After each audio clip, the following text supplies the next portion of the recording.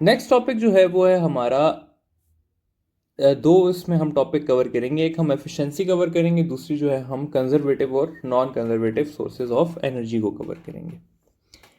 अच्छा, सबसे पहले देख लेते हैं कंजर्वेटिव और non conservative sources of energy या नॉन कंजर्वेटिव फील्ड्स, सॉरी इनको फील्ड्स कर लेते हैं, कंजर्वेटिव फील्ड्स और नॉन कंजर्वेटिव फील्ड्स। अच्छा, सबसे पहले आपको मैं प्रॉपर्टीज पढ़ाता चलूं कि कंजर्वेटिव फील्ड्स की क्या क्या प्रॉपर्टीज होती हैं। कंजर्वेटिव फील्ड की जो दो मेजर प्रॉपर्टीज हैं वो ये है कि कंजर्वेटिव फील्ड में work done in a closed path जो है वो कितना होगा, जीरो होगा। और सेकंड जो है वो इसकी प्रॉपर्टी ये है कि वर्क डन जो है वो इंडिपेंडेंट होगा ऑफ पाथ फॉलोड। इसका मतलब मैं आपको समझाऊंगा बाद में। अच्छा, अगली चीज आ जाती है कि कौन कौन सी फील्ड्स जो हैं वो कंजर्वेटिव हैं। तो electrical field, gravitational field,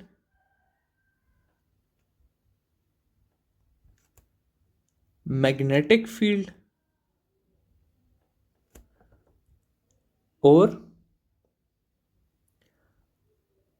elastic जो फील्ड होगी वो आपके पास कौन सी होगी, कंजर्वेटिव फील्ड्स होंगी। नॉन कंजर्वेटिव की अगर बात की जाए तो नॉन कंजर्वेटिव में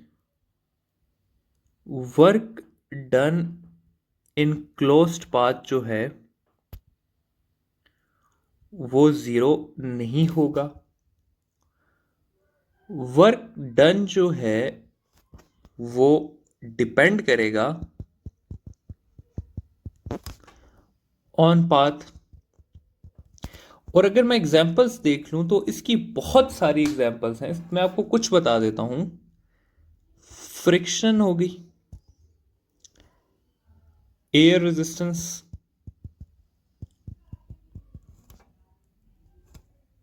ड्रैग फोर्स, टेंशन हो गई। ये कुछ एग्जांपल्स हैं किसकी, नॉन कंजर्वेटिव फील्ड्स की। आप लोगों ने बस इतना, अगर आप लोगों को एग्जांपल्स नहीं याद रह सकती ना इतनी बहुत सारी, तो ये याद कर लीजिएगा कि सिर्फ यही चार फील्ड्स जो हैं ये क्या है, कंजर्वेटिव हैं। इनके अलावा तमाम की तमाम फील्ड नॉन कंजर्वेटिव। तो अगर आपको सिर्फ यही याद हो जाती हैं कंजर्वेटिव, तो इसका मतलब है कि आपको नॉन कंजर्वेटिव ऑटोमेटिकली क्या हो गई, याद हो गई। ठीक है, तो ये आप लोगों ने याद कर लेनी है। अब मैं समझाता हूं कि ये जो ऊपर के दो पॉइंट्स हैं इसका मतलब क्या है। ठीक है, कि work done in a work done in a closed path is zero.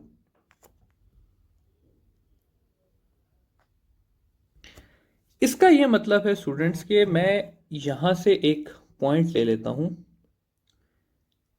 Gravitational field की बात कर लेते हैं। मैं कहता हूं एक बॉडी इधर से इधर गई, फिर इधर से इधर आई, फिर इधर से इधर आई और फाइनली इधर से इधर आई। ठीक है, तो इसने इतने पॉइंट्स में मूव किया और जिधर से ये स्टार्ट हुई थी इधर से ये एंड हो गई। अब अगर मैं यहां पर आप लोगों से पूछूं कि वर्क डन बाय ग्रेविटी, तो इसका आंसर होगा जीरो, क्योंकि ये क्लोज पाथ है।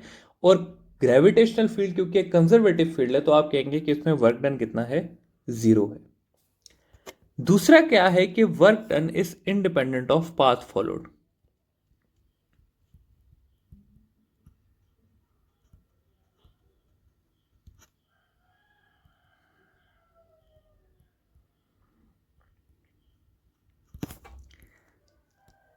इसका कुछ इस तरह से है कि मैं कहता हूं कि एक बंदा जो है वो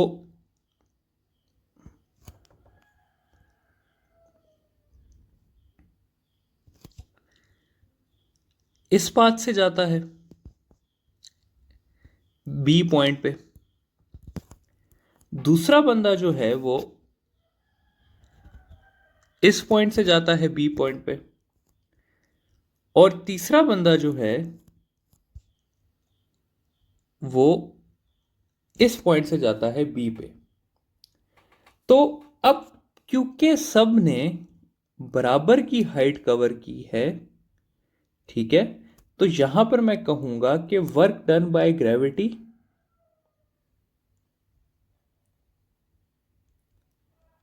is equal in all three paths. तो चाहे आप वन पाथ से जाएं, टू से गए हैं या थ्री से गए हैं, वर्क डन बाय ग्रेविटी क्या होगा, इक्वल ही होगा। ठीक है, तो ये है कंजर्वेटिव फील्ड के कॉन्सेप्ट। अगली चीज हम देख लेते हैं कि एफिशिएंसी क्या होती है।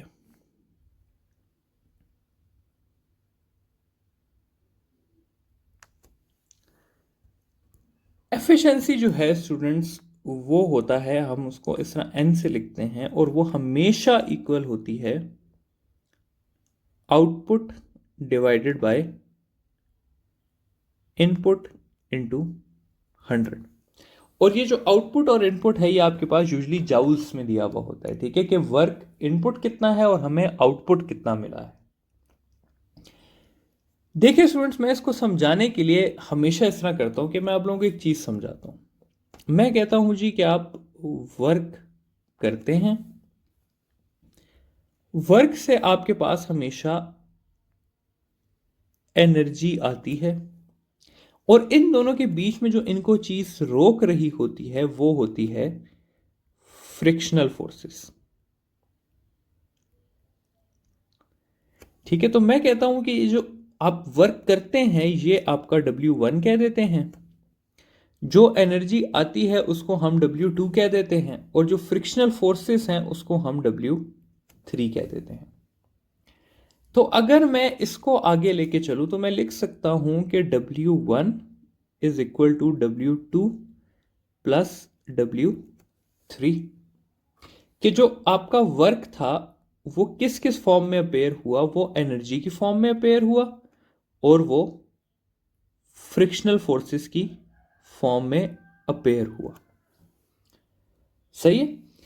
अब अगर मैं इसके हिसाब से इस इक्वेशन को चेंज करूं तो मैं ऐसे करके लिख सकता हूं कि आउटपुट कितना है, ये है हमारा आउटपुट, तो ये हो जाएगा W2 divided by W1 into 100%।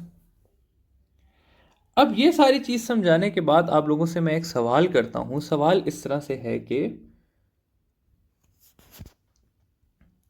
100 joule of work is applied on a car if work done against friction is 30 joules, find the efficiency। ठीक है, फाइंड करनी है हमने एफिशिएंसी। अब इसको हम कैसे सॉल्व करेंगे स्टूडेंट्स, इसको हम सॉल्व करेंगे कि हमें दिया हुआ है वर्क जो कि है 100 जॉल, और हमें दिया हुआ है W3 फ्रिक्शनल फोर्सेस जो कि हैं 30 जॉल। अब एफिशिएंसी में हमें W2 की ज़रूरत है, तो W2 को किस तरह फाइंड करेंगे, W2 को हम फाइंड कर लेंगे W1 माइनस W2 या W3, जो कि हो जाएगा 100 माइनस 30 70 जॉल। अब हमने सिंपली इक्वेशन में पुट करना है 70 डिवाइडेड बाय 100 इंटू 100, इसका आंसर आ जाएगा 70%। तो एफिशिएंसी कितनी हो जाएगी हमारे पास, 70% हो जाएगी। तो आई होप कि ये टॉपिक आप लोगों को समझ आ गया होगा। एफिशिएंसी है, एफिशिएंसी और कंजर्वेटिव नॉन कंजर्वेटिव ये दोनों आपके कोर्स में इंक्लूडेड, अगेन मैं कहूँगा नहीं है, मैंने इससे इतने सवाल भी नहीं देखे, लेकिन यू नेवर नो, आ भी सकता है, तो इसलिए मैंने कहा कि कवर करा दूँ आप लोगों को।